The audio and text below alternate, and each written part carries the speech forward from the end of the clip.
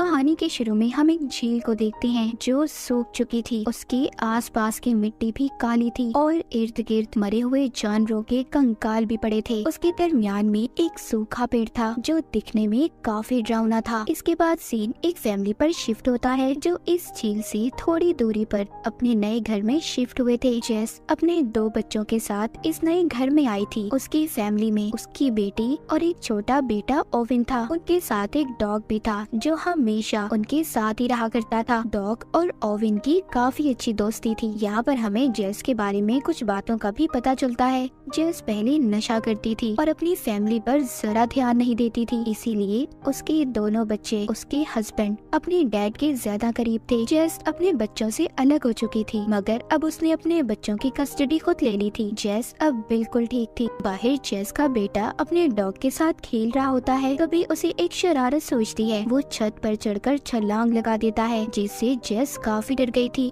वो अपने बेटे ओविन को मना करती है क्योंकि वो नहीं चाहती थी कि किसी भी लापरवाही की वजह से उसके बच्चे उससे अलग हो जाएं। ओविन जेस से अब माफी भी मांगता है। जब ये अंदर जा रहे थे तभी हम डॉग को देखते हैं जो खड़ा जंगल की तरफ देख रहा था। न जाने उसे क्या नजर आ रहा था। वो जोर जोर से भौंकता है पर इस बात पर कोई ध्यान नहीं देता। उसी दिन रात को जब ये सो रहे थे तब भी डॉग बैठा लगातार जंगल की तरफ देख रहा था जो काफी अजीब बात थी। पर तब भी जेस उस पर ध्यान नहीं देती और सोने चली जाती है। अगले दिन जेस अपने बच्चों को अपने हस्बैंड के घर छोड़ती है। तभी उसका हस्बैंड उसे एक एनवेलप देता है जिसको जेस नहीं खोलती और अपनी जॉब पर चली जाती है। जेस एक हॉस्पिटल में नर्स थी। वो जाकर अपनी दोस्त से मिलती है, फिर एक मरीज से जिसका दुनिया में कोई भी नहीं था और वो औरत जिंदा नहीं रहना चाहती थी। पर जेस उसको बहुत समझाती है, कहती है देखो मेरी बात मानो, जिंदगी बहुत कीमती है। जिसके बाद हम जेस के बच्चों को देखते हैं जो घर वापस आ गए थे और आकर मछलियाँ पकड़ने उसी झील के पास जाते हैं जो हमने कहानी के शुरू में देखी थी। पर जब दोनों उसकी ऐसी हालत देखते हैं तो परेशान हो जाते हैं क्योंकि वो झील सूख चुकी थी और डरावनी भी लग रही थी। पर तभी उधर उनका डॉग भागने लगता है और भागते भागते कीचड़ में फंस जाता है। ओविन और उसकी बहन दोनों उसकी मदद करते हैं। जब ये ऐसी हालत में घर जाते हैं जेस बहुत नाराज होती है। वो दोनों को डांटती है। जब ये रात को खाना खा रहे थे तो खाना ओविन को पसंद नहीं आता। जेस उसे कहती है बेटा प्लीज आज ये खा लो, कल मैं तुम्हें तुम्हारी पसंद का खाना दूंगी। अगली सुबह ये देखते हैं ओविन का डॉग जंगल की तरफ देखकर बहुत भौंक रहा था। इस बार तो भागकर वो जंगल में चला जाता है।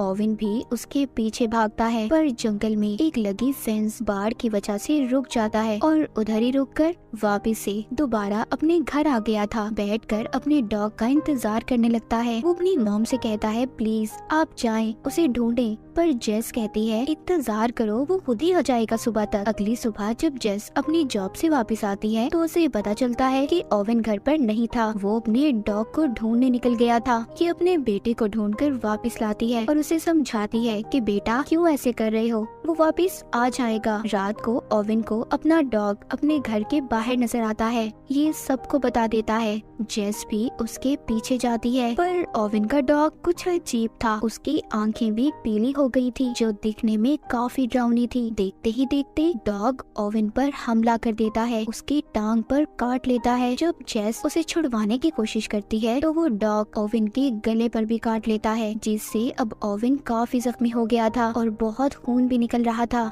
जेस उसको हॉस्पिटल लेकर जाती है। डॉक्टर उसका ऑपरेशन करते हैं। उधर जेस का हस्बैंड भी आ गया था जो उस पर बहुत गुस्सा करता है, बहुत चिल्लाता है, कहता है तुम्हारी वजह से ये सब कुछ हुआ है। जेस कहती है याद करो वो डॉग तुमने ही ओविन को दिया था। खैर ऑपरेशन के बाद ओविन की हालत बेहतर हो गई थी। उसको होश आ जाता है तो जेस उसको खाना खिलाती है पर ओविन को खाना पसंद नहीं आ रहा था। उसका जायका उसे अच्छा नहीं लग रहा था। जेस को ये लगता है शायद ये उसकी तबीयत की वजह से ऐसा है, पर ऐसा क्यों था, क्या हो रहा था ओविन के साथ, इसका पता हमें थोड़ी देर बाद ही चलेगा। अगले सीन में हम ओविन को देखते हैं जिसकी हालत अब ज्यादा खराब हो गई थी। उसके मुंह से झाग निकल रही थी। डॉक्टर्स को भी समझ नहीं आ रहा था कि उसके साथ हुआ क्या है, इसीलिए वो ओविन को बेहोशी का इंजेक्शन देकर उसका खून टेस्ट करवाते हैं, पर इनसे भी डॉक्टर को कुछ पता नहीं चलता। थोड़ी देर बाद ओविन को जब होश आता है तो वो उसी खून खून को पी जाता है जो उसे चढ़ाया जा रहा था। जेस ये देखकर काफी परेशान हो जाती है, पर इस बारे में वो किसी को कुछ नहीं बताती। अब ओवेन को खून ना मिलने की वजह से उसकी हालत और भी ज्यादा खराब हो रही थी, इसीलिए जेस उसको लगातार खून पिलाती है। ये खून वो हॉस्पिटल के ब्लड बैंक से चुराया करती थी। जब ओवेन घर जाता है तो जेस हॉस्पिटल से बहुत से खून के पैकेट चुरा कर ले आई थी। वो अपनी बेटी से छुपाकर ओवेन को खून पिलाती थी। एक दिन ओवेन की जरूरत हद से बढ़ जाती है, वो सारे के सारे पैकेट्स एक साथ ही पी जाता है। जेस जब ये देखती है काफी परेशान हो जाती है। उसे समझ नहीं आ रहा था कि आखिर उसके बेटे को हुआ क्या था। अब उसे हर जगह से खून मिलना भी बंद हो गया था, इसीलिए जेस अपने बेटे को जानवरों का खून पिलाना शुरू करती है। पर जानवर का खून पीते ही ओवेन की हालत खराब हो जाती है। जेस के पास कोई और रास्ता नहीं था, वो ओवेन को अपना ही खून निकालकर पिलाने लगती है। वक्त के साथ साथ ओवेन की खून पीने की चाहत अब बढ़ती जा रही थी, जिससे जेस बहुत परेशान थी। इसी वजह से उसने उसे स्कूल भेजना भी बंद कर दिया था। एक दिन जेस रिसर्च करती है कि आखिरकार उसके बेटे को कौन सा इन्फेक्शन हुआ है कि वो सिर्फ इंसानों का खून ही पीना चाहता है। पर जेस को इसका कोई जवाब नहीं मिलता। अपना खून पिला पिलाकर उसकी हालत भी अब अच्छी नहीं थी। जेस को किसी और इंसान की जरूरत थी जिसका खून वो अपने बेटे को पिला सकती। अगली सुबह उसका हस्बैंड बच्चा को लेने आता है। जेस इस बात से बहुत परेशान थी। वो एक बोतल में अपने बेटे को खून देती है, कहती है बेटा अपना ख्याल रखना और किसी को भी इस बारे में कुछ पता नहीं चलना चाहिए। फिर ये हॉस्पिटल जाती है। वहाँ पर फिर से उस मरीज औरत ने अपनी जान लेने की कोशिश की थी, लेकिन डॉक्टर उसे बचा लेते हैं। जेस को यहाँ पर आइडिया आता है। वो उस औरत का कई बार खून निकालने की कोशिश करती है पर कामयाब नहीं हो पाती। अगले दिन उस औरत को हॉस्पिटल वाले जाने का बोलते हैं क्योंकि वो अब बिल्कुल ठीक हो चुकी थी। उसके पास जेस आती है और उसको घर छोड़ने के बहाने अपनी गाड़ी में बिठा लेती है। वो औरत कहती है तुम्हारी वजह से जेस मुझे जिंदगी की समझ आई कि कितनी कीमती होती है। पर वो बेचारी ये बात नहीं जानती थी कि जेस ही उसकी अब जान लेना चाहती थी। जेस उस औरत को बेहोश करके अपने घर के बेसमेंट में बांधकर बंद कर देती है और खून निकालने लगती है। जब उस औरत को होश आता है जेस उससे कहती है प्लीज मुझे माफ कर दें, ये मेरी मजबूरी है वरना मेरा बेटा मर जाएगा। जेस अपने बेटे के साथ अब काफी वक्त गुजारती थी। उसे स्कूल भी नहीं भेजती थी। जेस की बेटी को सब कुछ पता था पर फिर भी वो अपनी मॉम को कुछ नहीं कहती। एक दिन वो बेसमेंट को देखती है जहाँ पर ताला लगा हुआ था, इसीलिए जब जेस घर पर नहीं होती तो उसकी बेटी खिड़की से बेसमेंट के अंदर जाती है जहाँ पर वो उस औरत को बंधा हुआ देखती है जो काफी बुरी हालत में थी। जेस की बेटी उसे छुड़वाने की कोशिश करती है मगर तभी उधर जेस आ गई थी। उसकी बेटी उसे देखकर छुप जाती है। जेस भी समझ चुकी थी कि उसकी बेटी यहीं पर है। अब वो सारी बात अपनी बेटी को भी बताती है कि वो उसके भाई की वजह से ये सब कर रही है। वो भी ये सब बातें सुनकर जेस का साथ देने के लिए तैयार थी। जेस एक दिन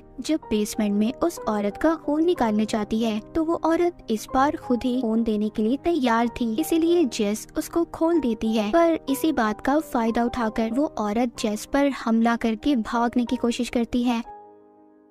उसी वक्त पुलिस भी जेस के घर आ गई थी जो उसी औरत को ढूंढ रही थी जिसको जेस ने अगवा किया था। पर किसी तरह जेस उसको दोबारा से बेहोश करती है और फिर ऊपर जाकर पुलिस से बात करती है। अगली सुबह जेस के बच्चों को उसके हस्बैंड के घर जाना था। जेस अपनी बेटी को उसके भाई का ख्याल रखने का कहती है। वहाँ जाकर ओवेन अपने डैड की दूसरी बीवी को बड़े गौर से देख रहा था और उसका खून पीने का सोचता है, लेकिन उसकी बहन साइड पर ले जाकर उसको समझाती है और थोड़ा सा खून पीने के लिए देती है, पर वो सारा खून ही पी गया था। ओवेन की बहन अब समझ चुकी थी कि ओवेन अब आहिस्ता आहिस्ता अपने ऊपर से कंट्रोल को खो रहा है। जब वो वापस आती है तो सारी बातें अपनी मॉम को बताती है, पर जेस अपने बेटे को और खून देने की बात कर रही थी। फिर ये लोग घूमने जाते हैं। जेस जब अपने घर वापस आती है तो बेसमेंट का दरवाजा खुला हुआ था। वो औरत यहाँ से भाग चुकी थी जिसको जेस ने कैद किया हुआ था। वो भागकर जंगल की तरफ जा रही थी। उसके पीछे ओवेन भी जाता है। वो औरत तेजी से भागते हुए ध्यान नहीं देती और जंगल में लगी फेंस बाढ़ से उसका गला कट जाता है।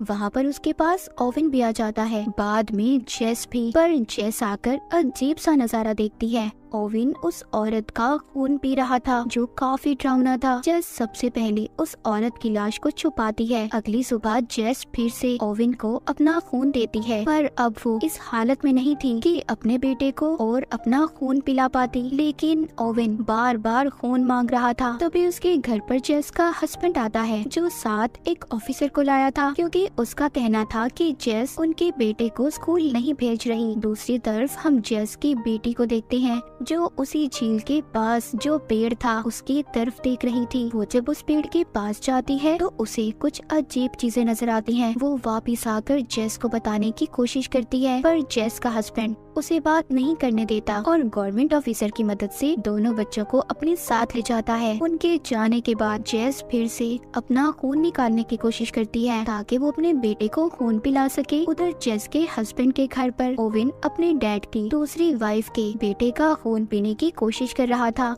उसकी बहन आकर उसे रोकती है, जिसके बाद वो उसे उसी जंगल में ले जाती है। वो उसको बताती है कि मैंने उस सूखे पेड़ के अंदर कुछ देखा है। वो कहती है कि मैं उस पेड़ को जलाने वाली हूँ ताकि मैं तुम्हें बचा सकूं। पर ये बात सुनते ही ओवन उस पर हमला कर देता है। ओवन की आंखें भी उसके डॉग की तरह ही पीली हो गई थी। उसके चेहरे पर उसकी नसें नजर आ रही थी। ओवन का ये रूप देखकर उसकी बहन डर जाती है और भागने की कोशिश करती है। दूसरी तरफ उनके डैड उन्हें ढूंढते हुए जेस के पास जाते हैं। उन्हें लग रहा था कि शायद उनके बच्चे जेस के पास हों, जबकि वो वहाँ पर नहीं थे। जेस भी अपने बच्चों के बारे में सुनकर काफी डर जाती है। तभी उसे याद आता है कि उसकी बेटी ने उसे सूखे पेड़ के बारे में बताया था। ये फौरन वहाँ पर जाती है। वहाँ जाकर तो अजीब ही नजारा था। देखती है कि ओवन बिल्कुल भी अपने कंट्रोल में नहीं था। वो अपनी ही बहन का खून पीने की कोशिश कर रहा था। जेस आकर ओवन को समझाती है, पर उसकी बेटी कहती है, मॉम ये हमारा ओवन नहीं है।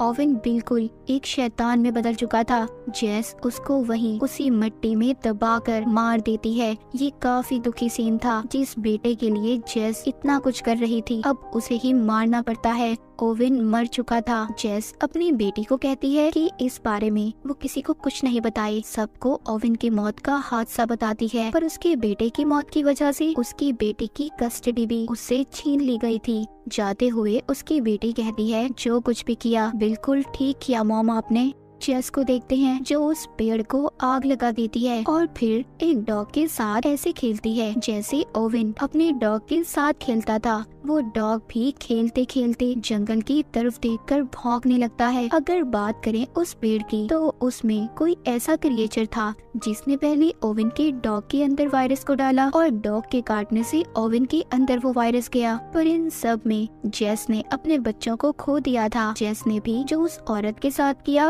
वो गलत था, पर एक माँ होने की वजह से वो तो बस अपने बेटे को बचाना चाहती थी, जिसको आखिर में उसे खुद ही मारना पड़ा सबको बचाने के लिए। और इसी सैड एंडिंग के साथ ये कहानी यहीं पर खत्म हो जाती है।